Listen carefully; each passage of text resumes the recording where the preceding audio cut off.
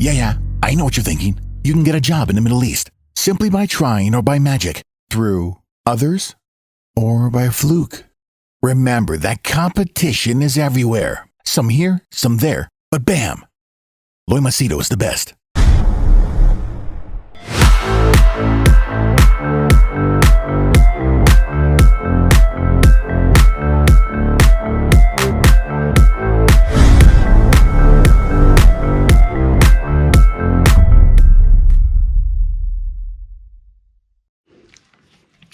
Alright, in this video, I'll share with you why you should not get into business. Why sometimes it's better to be an employee rather than, like they say, be your own boss or run a business or be a full-time freelancer.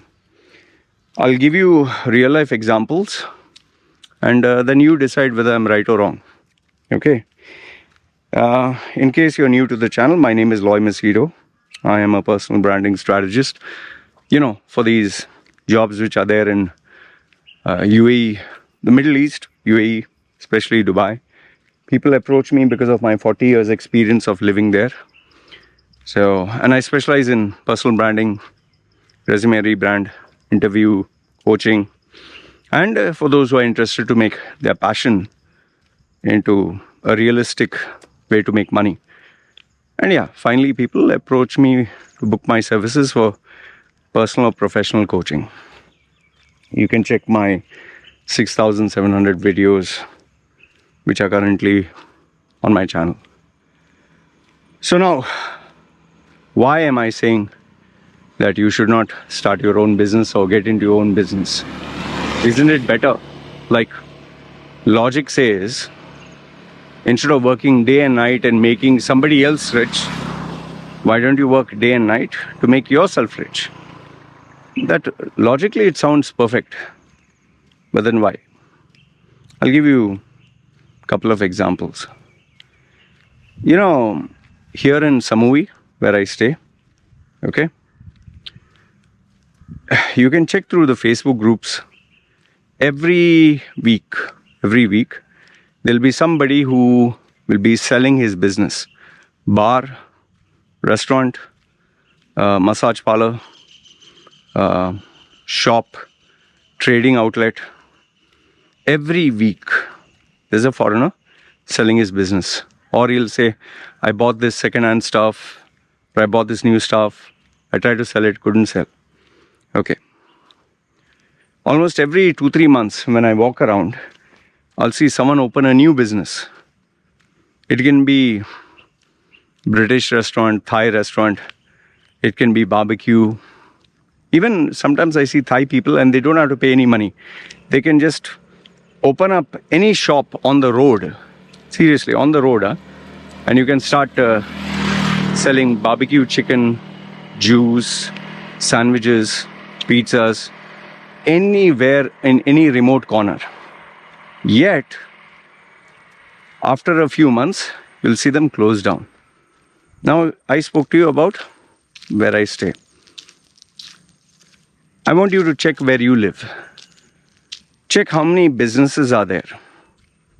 Mostly, you will notice people who are running their business are old-timers, who have been there for many years. But the ones who open their shop new, or their business is new, after a few years, you'll see them not there. And especially if a place is like fast and furious like Dubai, the turnover is every year. You'll see 2-3 restaurants, either management change, they sold it off. Now, to start a business is damn easy. To invest money, very easy. To borrow loans, damn easy. That is why you'll see people, when they start their business, they'll show you photographs on Facebook, ribbon cutting, photographs of friends. Oh, the food was nice. It was amazing. Hey, you must check out this shop. You'll see a lot of activity. Instagram, Facebook, and they'll be talking to you about why their idea is unique, what made them open it, why this is so different. However, after a couple of years, when you see them, for various reasons, there's this company, its name is Yellow Balcony. I will not give you the name of the person, but I knew one guy, super close to me. We have known each other he knows me from the age of, I think, 30. We've been in touch. Okay? He asked me when he was planning to open the company, event management, why should I open it? I told him, see man, event management tough. But obviously when someone wants to open it, he'll open it. He had 2 other partners, both I knew, but they were not close to me. Initially, the excitement, they were doing events for companies, they were doing, team building exercise, they were doing free workshops, and their whole calendar month was busy. Okay, then obviously COVID took place. They had to cut down. But then after COVID opened, they decided, okay, we're going to do it all over again, big bang. Well, one partner got cancer and had to drop out completely. He eventually died. Then there were other 2 partners left. The other partner said, I can't stomach the risks and, we didn't make any money. So he was left. He tried to run it alone. And he found people are not willing to spend money. And after putting money, finally he said, I call it quits, man.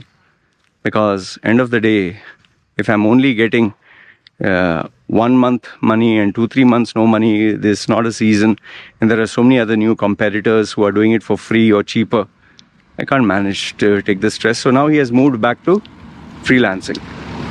Okay, this was one. The other one was what's the name, gym, which I told you. The guy was running the gym. He thought, I just have to invest in equipment. I don't have to worry, get 2-3 bodybuilders, sell money, supplements. I'd given you this example.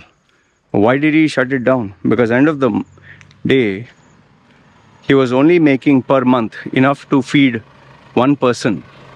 And he had a family.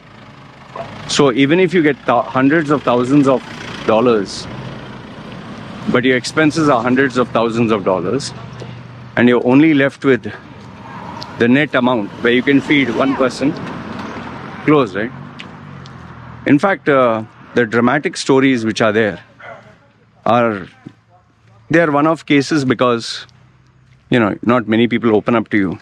The best example I can give you is my friend, his name is Selva Kumar. Hi, doggy. Okay.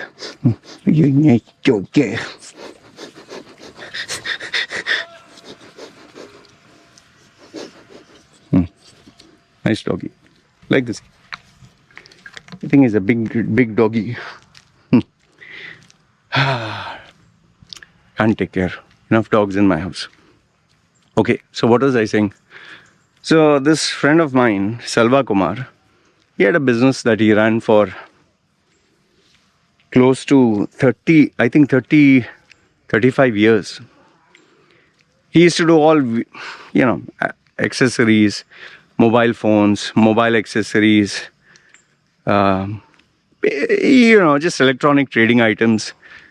Everything was fine. Everything was good. And he made a good amount of money. However, one fine day when I got in touch with him, I think he got in touch with me. Asked him, how are things, man, and this and that, how's your business? Imagine, throughout his life, he has made money. He sent me a message on chat and said that he lost everything. From being nothing, came to Dubai, made his business where he had millions in terms of savings, where he should have stopped. But because he continued, when something is a good thing, you don't stop. The mistake that he made is he trusted his partner. Partner cheated him of X amount of money. He supplied some people with a large shipment. They were unable to pay, bad debts. And then it seems that the market where he supplied, many people were unable to pay on time. And finally, he had taken a kind of a risk to invest in another business that went belly up.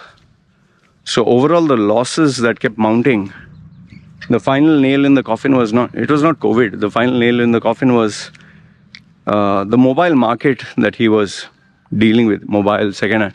There were too many shops, too many people in that area. Before, he was the only shop, I remember, in Karama. Now there were around 30 shops, 30.